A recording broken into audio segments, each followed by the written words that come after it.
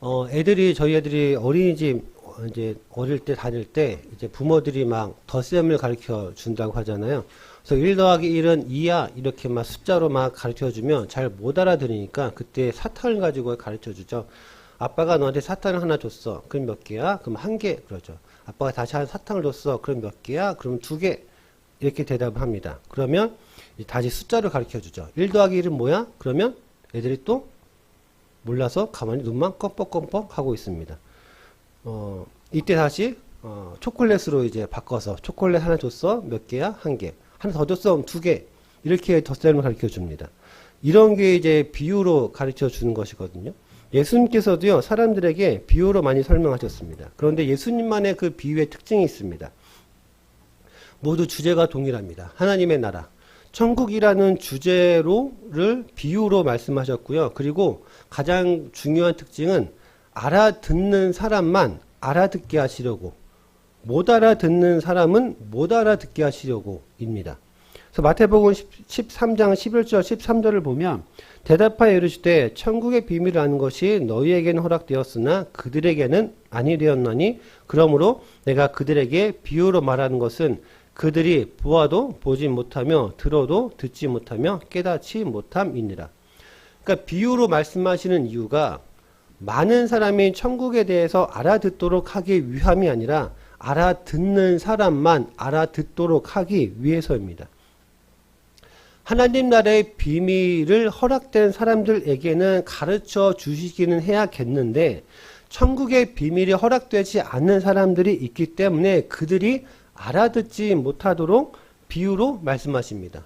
그런데 이것을 오해하면 하나님께서 사람을 차별한다라고 생각하실 수 있습니다. 그런데 그것은 아니고요. 비유는 마음이 딱딱한 사람에게는 심판의 도구가 됩니다. 그러나 하나님 나라를 사모하고 사랑하고 원하는 간절한 사람들에게는 진리를 찾는 보물지도 같습니다.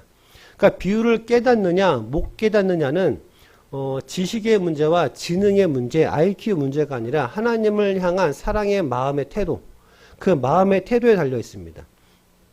그런데 그렇다고 할지라도 하나님께서 일부러 정말로 못 알아듣도록 정말 막 어려운 암호 같은 것을 사용해서 말씀하셨던 것은 아닙니다. 복음을 받아들이면 성령님의 지혜로 예수님의 비유 말씀을 깨닫게 됩니다. 그러니까 제자들이 그랬거든요. 예수님의 비유 설교를 들었을 때는 야 도대체 저게 무슨 말씀이야? 도대체 무슨 이야기를 하시는 거지? 그래서 어쨌다는 거야? 이상한데 왜 저런 말씀을 하시지? 라고 생각을 했지만 그런데 이들이 예수님의 승천 위에 성령을 받고 나서는 그때 말씀하셨던 게 이거였구나 라고 깨닫게 됩니다. 그래서 오늘 본문을 기록하게 되었죠. 예수님께서 21장 본문부터 22장 초반까지 세 개의 비유를 연속적으로 말씀하세요.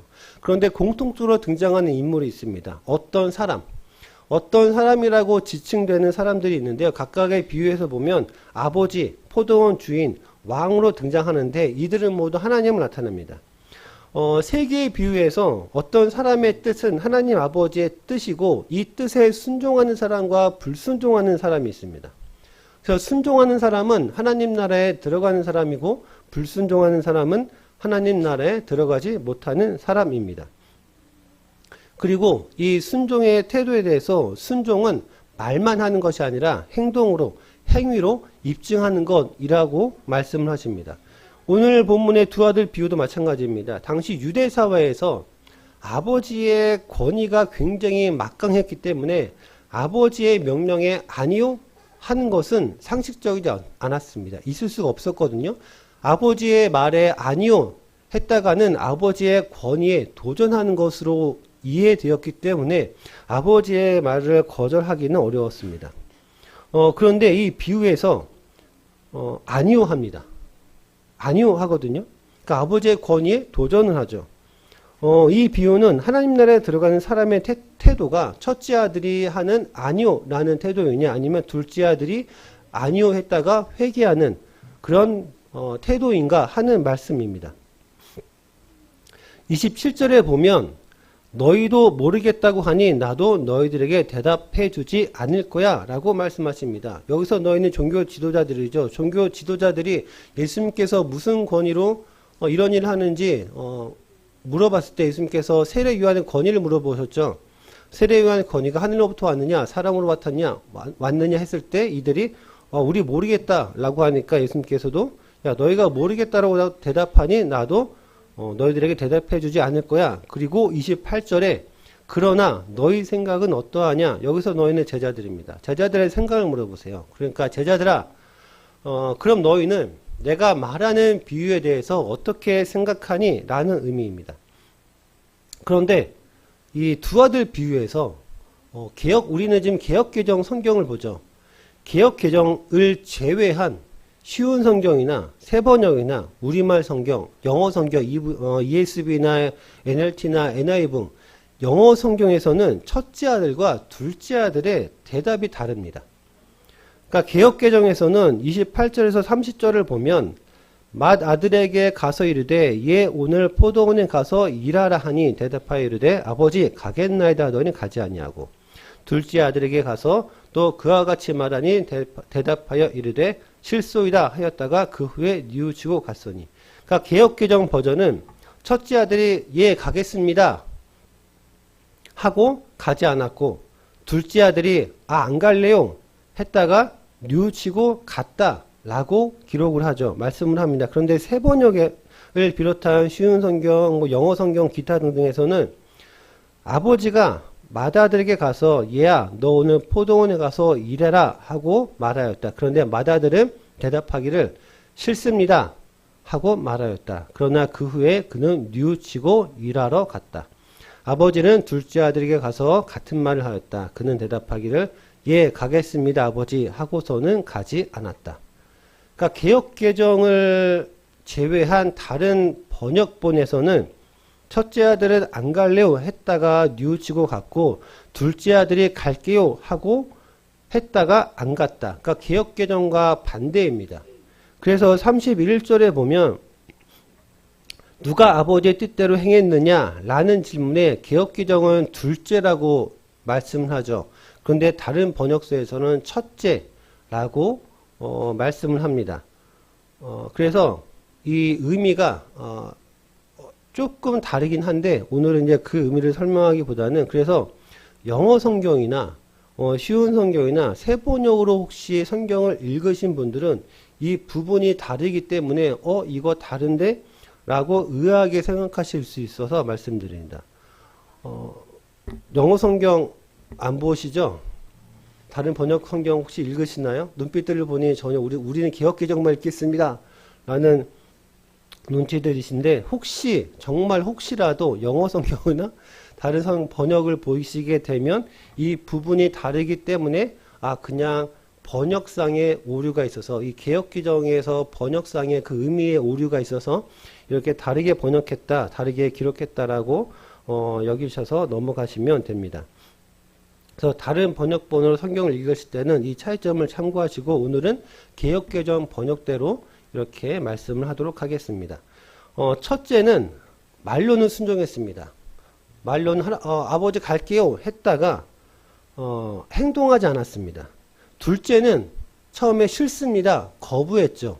그런데 뉘우치고 회개하고 순종했던 아들입니다. 그러면 누가 아버지의 뜻대로 행했느냐? 제자들이 당연히 둘째라고 하죠. 그러자 예수님께서 31절 말씀을 하세요.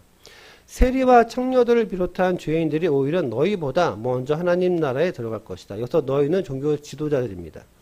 이 먼저는 먼저 들어간다라고 해서 시간상의 개념이 아닙니다. 죄인들이 먼저 들어가고 그리고 종교 지도자들이 나중에 들어간다라는 시간적인 개념이 아닙니다. 이 의미가 이렇게 생각하시면 됩니다. 종교 지도자들은 하나님 나라라고 하는 장소를 그냥 가만히 서서 바라만 보고 있는 그런 모습이고 세리와 청녀들을 비롯한 죄인들은 하나님 나라에 앞장서서 서로 앞다퉈서 들어가려고 하는 모습입니다. 막 못 들어가게 막 잡아 끌며 막 부르치면서 들어가려고 애쓰는 모습. 이 애쓰는 모습이 오늘 본문에서 이 두 아들 비유에서 말하는 회개입니다. 그런 경우 있습니다. 백화점에서 갑자기 타임 세일 한다고 하면 서로 좋은 물건 잡으려고 막 달려드는 그런 장면들이 있죠. 이때 점잖게 가만히 뒤에서 구경하고 있으면 좋은 물건 못 사죠. 내가 좋은 물건을 구입하기 위해서 앞다퉈서 사람들을 헤쳐나가서 좋은 물건을 잡아야죠. 이 모습이 바로 회개라는 것입니다. 첫째 아들은 하나님을 하나님으로만 바라보는 사람이고, 둘째 아들은 하나님을 아버지로 만나는 사람입니다. 예수님께서 이 죄인들이 둘째 아들 같은 사람이라고 하십니다. 하나님을 아버지로 만나는 죄인들은 두 가지 의미가 있습니다. 진짜 나쁜 짓을 한 나쁜 놈들입니다. 그리고 종교 지도자들에 의해서 너는 죄인이야 라고 낙인 찍힌 사람들입니다.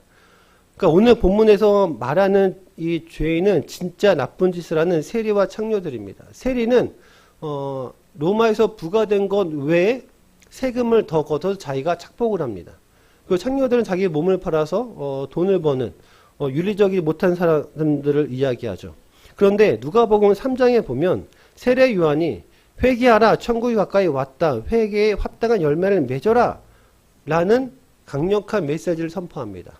회개해라, 천국이 가까이 왔다, 회개에 합당한 열매를 맺어라 라는 말씀에 뒤집어져서 그렇다면 우리가 어찌해야 합니까? 하면서 자신들의 죄를 깨닫고 회개에 합당한 열매를 맺기 위해서 가슴을 치며 통곡했던 사람들입니다. 그 중에는 세리도 있었고 군인도 있었고 다양한 나쁜 사람들도 있었고 일부의 바리새인 같은 사람들도 있었습니다.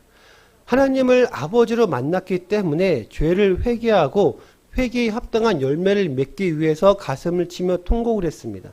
그래서 세례 요한이 군인들에게는 다른 사람들 괴롭히지 말고 세리들에게는 부과된 것 외에 다른 그 이상의 세금을 얻지 말고 이렇게 이야기를 하거든요. 이러한 회개에 합당한 열매를 맺었던 사람들입니다. 예수님께서 첫째 아들 같은 이들에게 말씀하시길 세례 요한이 너희에게 옳은 길을 보여주었으나 너희들은 믿지 않았고 세리와 창녀는 믿었으며 즉 회개하고 죄악된 길에서 돌아섰으며 너희는 이것을 보고도 끝내 뉘우치지 않았다. 이들이 회개하는 모습을 보면서 너희들의 죄를 회개하지 않았고 예수님을 믿지 않았다라고 이들에게 이야기합니다. 첫째 아들은요, 대답은 잘했습니다. 그러나 순종하지 않았습니다. 그런데 처음부터 첫째 아들은 순종할 마음이 없었습니다. 하나님의 이름을 불렀습니다. 그러나 하나님께 순종할 이유도 마음도 의지도 없습니다. 하나님의 이름을 부르지만 순종할 마음이 없다라는 거죠. 하나님을 그냥 하나님으로만 멍하니 바라보기 때문에 하나님을 만날 수가 없습니다. 하나님을 바라보기 때문에 종교적이긴 하나 하나님의 자녀는 되지 못하는 사람들입니다. 이 사람들은 스스로 죄인이라고 자각하지 못합니다. 그러니 뉘우치지 못합니다. 그러니 회개가 없습니다. 내가 어찌해야 합니까? 라는 탄식이 없습니다. 하나님을 찾지 않고 하나님을 두려워하지 않습니다. 무엇인가를 시키면 대답만 잘하는 사람이 있습니다. 대답은 되게 우렁차게 크게 잘하죠. 대답은 제일 먼저 합니다. 그래서 믿고 일을 맡기죠. 그런데 실상 아무것도 하지 않습니다. 이 일이 반복되면 이렇게 생각이 들죠. 야, 저 사람이 나를 무시하나? 라는 생각이 들기도 합니다. 대답은 잘 하지만 실제로 아무것도 하지 않는 사람, 즉 첫째 아들 같은 사람입니다. 저는 가겠습니다. 저는 믿겠습니다. 저는 하겠습니다. 라는 고백은 있지만 아무것도 하지 않는 사람, 아무것도 의지하지 않는 사람, 결국 삶이 따르지 않는 종교적 허세만 가득한 사람입니다. 그런데 둘째 아들은 아버지의 명령을 거부했습니다. 싫습니다. 라고 했거든요. 아버지의 권위에 도전했습니다. 하나님을 떠나 살았고 복음을 거부했습니다. 불법을 저지르며 온갖 악행을 일삼았습니다. 그런데 뉘우치고 회개하고 순종했습니다. 복음을 믿게 되어서 예수님을 나의 구주로 영접하고 회개하고 하나님께로 돌아온 사람들입니다. 회개하고 하나님께로 돌아왔기 때문에 이들의 마음속에는 순종의 마음이 있습니다. 하나님께 순종할 수 있는 그 마음이 있다는 거죠. 왜냐하면 행동이 있었기 때문에 그렇습니다. 회개의 열매가 있었기 때문에 순종의 열매도 함께 열리게 됩니다. 그리고 둘째 아들 같은 사람들은요, 아버지를 두려워합니다. 아버지를 두려워한다라고 해서 공포의 두려움이 아니라 이 두려움은 경외하는 마음입니다. 경외하는 마음. 경외는 사랑하기 때문에 두려워합니다. 사랑하기 때문에 무서워하고 두려워한다라는 거죠. 우리는요, 하나님을 떠나 살았던 죄인이었습니다. 그런데 복음을 믿고 하나님께로 다시 돌아온 사람들입니다. 우리는 처음부터 하나님을 믿지 않았습니다. 우리도 죄인이었습니다. 그런데 우리도 회개하고 하나님께로 돌아온 사람들. 그래서 우리는 회개하는 사람들입니다. 그래서 우리는 순종하는 사람이고 하나님을 경외하는 사람입니다. 회개라고 하니까요. 나는 그렇게 죄 지은 건 없는데 내가 도대체 뭘 회개해야 되지? 라는 생각이 들 수도 있습니다. 왜냐하면 죄인이라고 하면 통상적으로 사법적인 죄를 생각하기 때문에 그렇습니다. 나는 그렇게 뭐 죄 지은 것 없는데 누군가 도둑질한 것도 없고 착하게 살려고 애썼는데 그냥 일상을 사는 소시민인데 내가 무슨 죄인이라고 내가 무슨 회개를 해야 되지? 하나님 제가 무슨 죄를 지었을까요? 하나님 제가 무엇을 회개해야 될까요? 이런 회개에 대해서 전혀 감각이 없을 수도 있습니다. 왜냐하면 나는 사법적인 죄를 짓지 않았기 때문에 그렇습니다. 그런데 사무엘 선지자가 백성들에게 이렇게 이야기를 합니다. 사무엘상 12장 23절에 나는 너희를 위하여 기도하기를 쉬는 죄를 여호와 앞에 결단코 범하지 아니하고 선하고 의로운 길을 너희에게 가르칠 것인지. 사무엘 선지자가 나는 너희를 위해서 기도하기를 쉬는 죄를 범하지 않을 것이고 그리고 결단코 선하고 의로운 길을 너희에게 가르칠 것이다. 즉 사무엘 선지자는 내가 너희를 위한 기도를 멈추면 그거는 죄를 짓는 거야. 내가 너희에게 선하고 의로운 길을 보여주지 않으면 그것은 죄를 짓는 거야 라고 합니다. 누구한테 죄를 짓는 겁니까? 하나님께 죄를 짓는 거야 라고 이야기합니다. 우리가 회개해야 될 영역은 사법적인 죄 영역이 아닙니다. 하나님, 제가 어찌해야 합니까? 나 이렇게 힘들고 어려운데 이렇게 괴로운데 하나님, 제가 어찌해야 합니까? 하나님께 기도하지 않는 것. 하나님을 아버지로 만났음에도 하나님을 찾지 않고 부르짖지 않는 것. 하나님, 제가 어찌해야 합니까? 내가 다른 사람에게 상처 주고 눈물 나게 했는데 다른 사람을 사랑하지 못했는데 사랑하지 못하는 것, 윽박지르고 화내고 짜증냈던 것. 성령 하나님의 그 인격의 열매가 내 삶에서 내 인격에서 열리지 않았던 것. 예수님을 신뢰하지 않았던 것. 예수님을 의지하지 않았던 것. 내가 선하고 의로운 길을 보여주지 못했던 것. 우리가 회개해야 될 영역은 내가 하나님의 자녀로서 자녀답게 살았는가 하는 영역입니다. 하나님, 내가 하나님의 자녀로서 어찌해야 합니까? 내가 하나님의 자녀로서 무엇을 선택해야 되며 내가 하나님의 자녀로서 무슨 말을 해야 되며 내가 하나님의 자녀로서 내가 어떻게 살아가야 합니까? 내가 하나님의 자녀로서 내가 어찌 기도해야 합니까? 바로 우리가 회개해야 될 영역은 바로 이 부분이라는 것입니다. 그러니 금요 기도에 나와서 함께 기도했으면 좋겠습니다. 금요 기도회는 나와는 전혀 상관없는 시간이 아닙니다. 금요 기도회는 내가 하나님의 자녀로서 내가 어찌해야 합니까? 라며 탄식하는 시간입니다. 내가 하나님의 자녀로서 하나님께 묻는 시간입니다. 내가 하나님의 자녀로서 내 삶을 어떻게 살아가야 할지 하나님께 묻고 살아가는 그 시간입니다. 이 탄식을 하나님께서 소망으로 회복시켜 줄 것입니다. 우리의 탄식이 탄식에서만 그치지 않고 우리의 슬픔이 슬픔에서 그치지 않고 소망으로 우리가 하나님께서 우리를 회복시켜 주실 것입니다.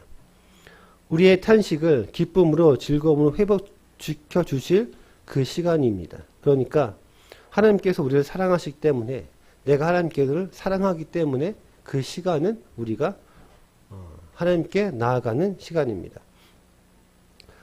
우리가 기도하는 시간은요, 회개하는 시간은 그런 것 같아요. 사랑하는 사람과 연애할 때가 기억은 잘 안 나시겠지만 한번 기억을 잘 더듬어서 한번 생각해 보세요. 내가 사랑했던 사람과 결혼을 했죠. 그 연애할 때 사랑했던 그 눈빛, 내가 배우자를 지금도 사랑하지만 연애할 때 그 풋풋한 눈길과 그 말들, 그 행동, 그때와 연애할 때 연애 시절의 그 사랑의 눈빛과 말과 행동, 그리고 시간이 많이 흘렀지만 지금도 사랑하는 배우자를 생각하면 금방 눈에 사태가 되잖아요. 사랑하는 배우자를 어떻게 바라봅니까? 사랑하는 배우자 어떻게 바라보십니까? 눈빛으로 막 쏘아서 막 레이저로 쏘십니까? 아니면 눈빛이 하트가 돼서 금방 사랑의 그 눈빛에 꿀이 막 뚝뚝 떨어질 듯 그런 이제 눈빛과 행동으로 사랑하는 배우자를 보십니까? 사랑하는 배우자가 너무 사랑스러워서 어쩔 줄 모르잖아요. 그러지 않으세요? 눈치 보지 마시고 항상 맛있는 거 먹고 있으면 같이 먹고 싶잖아요. 좋은 데 있으면 같이 가고 싶잖아요. 좋은 거 보면 같이 보고 싶잖아요. 사랑한다는 건 그런 것 같아요. 우리의 신앙은요, 하나님을 사랑하는 것입니다. 우리의 신앙은 하나님을 사랑하는 것이, 사랑하기 때문에 이유가 있고, 사랑하기 때문에 의지가 있고, 사랑하기 때문에 마음이 있습니다. 사랑하기 때문에 우리의 행동이 있다는 거죠. 사랑하기 때문에 회개가 있고, 사랑하기 때문에 순종이 있습니다. 그래서 사랑은 말이 아니라 태도입니다. 하나님을 사랑하는 사람은 죄를 숨기지 않고 회개하고, 하나님을 사랑하는 사람은 하나님의 뜻을 미루지 않고 순종합니다. 하나님을 사랑하는 사람은 하나님의 그 사랑의 말을 하려고 합니다. 하나님을 사랑하는 사람은 하나님의 그 사랑의 마음을 간직하고 그 마음으로 다른 사람을 사랑하려고 합니다. 그래서 하나님을 사랑하는 하나님의 백성은 완벽한 사람이 아니라 회개할 줄 아는 사람입니다. 나를 돌아볼 줄 아는 사람이라는 거죠. 하나님을 아버지로 만나기 때문에 하나님을 부를 줄 아는 사람입니다. 하나님을 아버지로 만나기 때문에 아버지를 찾는 사람이죠. 두 아들 비유를 통해서 누가 하나님의 백성인가를 말씀하십니다. 하나님을 사랑하기 때문에 처음에 불순종했지만 회개하고 순종하는 사람이죠. 하나님을 사랑하기 때문에 하나님의 뜻을 찾아가려고 하는 사람입니다. 그리고 33절에 포도원 비유를 말씀하세요. 포도원 주인이 농부들에게 포도원을 전세주고 타국으로 갔습니다. 수확할 때가 되어서 열매를 받으려고 종들을 보냈는데 농부들이 종들을 죽입니다. 더 많은 종들을 보냈지만 역시 그 종들 죽임을 당합니다. 그리고 마지막으로 포도원 주인이 자기 아들은 존중할 것이라고 여겨서 아들을 보냈는데 아들까지 죽입니다. 아들까지 죽인 이유가 38절에 보니까 농부들이 그 아들을 보고 서로 말하되 이는 상속자니 자 죽이고 그의 유산을 차지하자 하고, 이 비유를 말씀하시고 예수님께서 종교 지도자들에게 40절 말씀을 하세요. 주인이 이 농부들 어떻게 하겠느냐 라고 물으시니까 41절에 그들이 종교 지도자들이 말하되 이 그 악한 자들을 진멸하고 포도원은 제때 열매를 바칠 만한 다른 농부들에게 새로 줄지니이다. 그리고 예수님께서 이 비유에 대한 결론으로 42절 44절 말씀을 하십니다. 예수께서 이르시되 너희가 성경에 건축자들이 버린 돌이 모퉁이의 머릿돌이 되었나니 이것은 주로 말미암아 된 것이요 우리 눈에 기이나도다 함을 읽어본 일이 없느냐. 그러므로 내가 너희에게 이르노니 하나님의 나라를 너희는 빼앗기고 그 날에 열매 맺는 백성이 받으리라. 이 돌 위에 떨어지는 자는 깨지겠고 이 돌이 사람 위에 떨어지면 그를 가루로 만들어 흩으리라. 이 비유는 주인의 주권에 도전하는 농부들의 이야기면서 새로운 포도원에 관한 이야기입니다. 주인이요 자신의 종을 죽인 농부들에게 은혜를 베풉니다. 다시 종들을 보내거든요. 이들도 죽임을 당하지만 다시 은혜를 베풀어서 아들까지 보냅니다. 농부들은 상속자인 아들을 죽이고 자신들의 포도원을 차지하려고 합니다. 그런데 아들은 종과는 다릅니다. 아들은 법적인 상속권과 권위를 가지고 있는 사람입니다. 포도원 주인이 법적인 권위를 가진 아들을 보낼 정도로 이 농부들에게 은혜를 베풀었습니다. 이 비유에서 포도원 주인은 하나님을 의미하죠. 그리고 아들은 예수님을 의미합니다. 종은 하나님께서 보내셨던 선지자들을 의미하죠. 농부는 바로 우리의 모습입니다. 농부들에게 끊임없이 오래 참으심과 아들까지 보내주시는 그 자비와 은혜를 보여주십니다. 하지만 농부들은 아들까지 죽임으로 그 자비와 은혜를 외면합니다. 그런데 농부들이 아들까지 죽인다고 해서 그 상속권이 자신들에게 오지 않습니다. 아들을 죽인다고 해서 법적인 상속권이 농부들에게 이어지지 않거든요.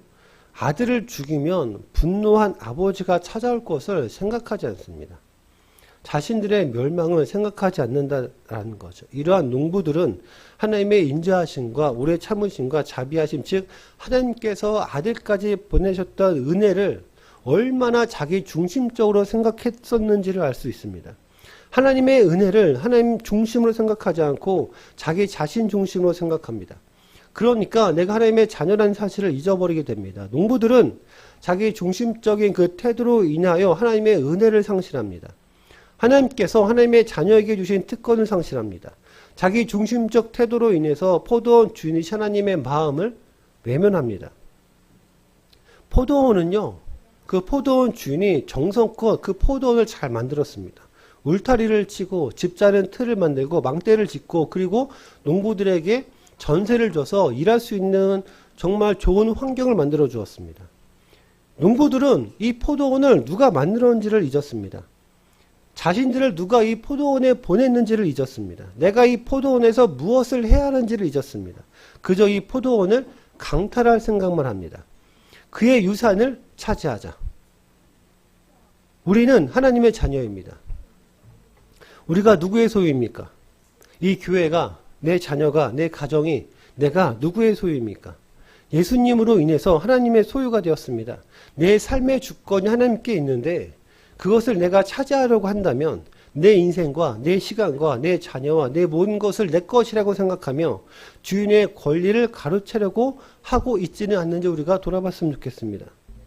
하나님의 은혜를 당연한 내 권리로 생각한다면 우리도 언제든 이 농부처럼 변할 수 있다라는 것이죠. 우리는요, 하나님 중심적인 생각과 마음이 있어야 합니다.